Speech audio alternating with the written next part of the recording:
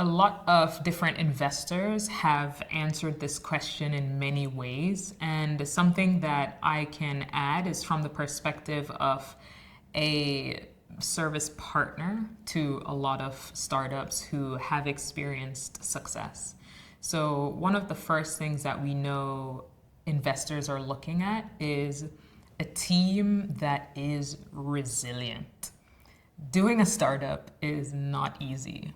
The overnight success story of, insert name of any of the top startup founders that you know today, it took years of work before that overnight success became newsworthy.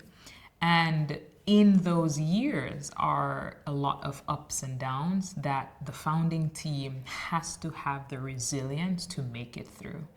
And so that is one of the number one things that we know a lot of investors look at is the team. How resilient is the team?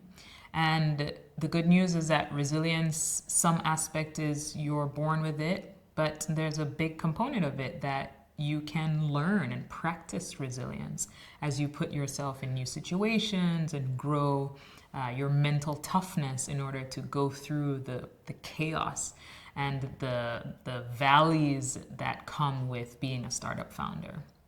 So that's number one. One thing that we look for from my experience is around flexibility, adaptable. Are you able to pivot the business when the business needs to pivot?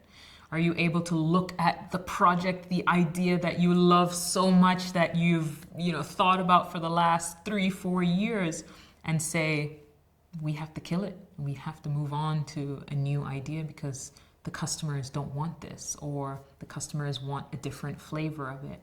And so the ability to look at an idea that you love so much and still be able to make the tough decisions about how do you adapt to what the market wants and what the market will pay for is something that is critically important to, whether your startup will be able to succeed or whether it will ultimately not make it.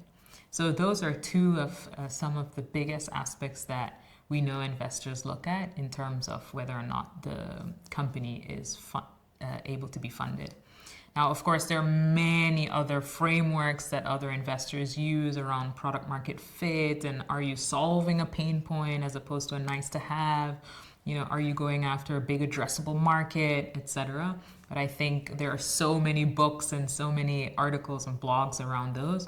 So that's why I want to focus on those two aspects, resilience and adaptability.